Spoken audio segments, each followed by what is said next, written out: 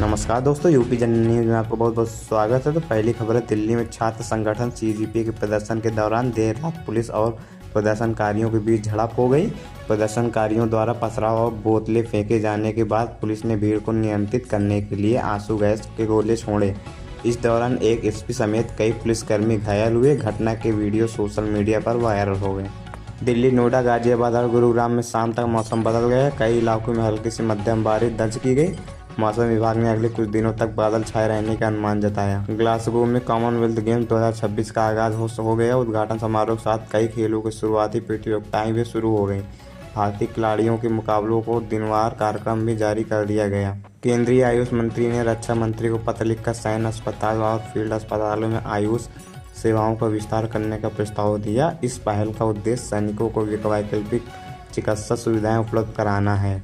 ASEAN क्षेत्रीय मंच की बैठक के दौरान विदेश मंत्री डॉक्टर एस जयशंकर ने चीन के विदेशी मंत्री वांग यी से मुलाकात की। दोनों नेताओं ने द्विपक्षीय संबंधों और क्षेत्रीय मुद्दों पर चर्चा की। केंद्र सरकार ने जानकारी दी कि देश भर में अब तक 162 वंदे भारत ट्रेन सेवाएं संचालित हो रही हैं। सरकार का कहना है कि इससे तेज और आधुनिक रेल यात्रा का दायरा लगातार बढ़ रहा है। भारत जल्द ही चंडीगढ़ में ब्रिक्स स्वास्थ्य मंत्रियों की बैठक की मेजबानी करेगा। बैठक में सदस्य देशों के बीच स्वास्थ्य सहयोग, महामारी प्रबंधन और चिकित्सा अनुसंधान पर चर्चा होगी। केंद्र सरकार ने प्रतियोगी परीक्षाओं में पेपर लीक मामलों को सुनवाई तेज करने के लिए फास्ट ट्रैक कोर्ट की व्यवस्था पर जोर दिया। उद्देश्य है कि ऐसे मामलों में जल्द फैसला हो और दोषियों को शीघ्र सजा मिले। यह कदम हाल के परीक्षा विवादों के बीच महत्वपूर्ण माना जा रहा है। दिल्ली के जंतर मंतर पर बारिश और सुरक्षा व्यवस्था के बावजूद प्रदर्शनकारियों की भीड़ जुटी रही।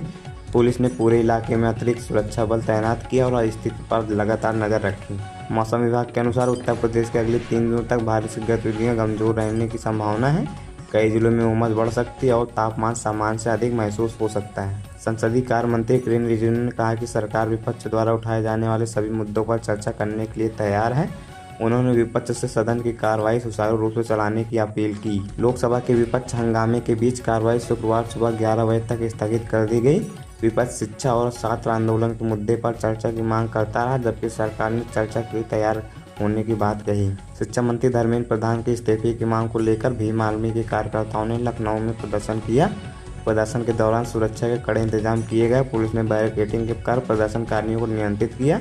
प्रशासन ने कहा कि कानून व्यवस्था बनाए रखने के लिए पर्याप्त बल तैनात किया गया।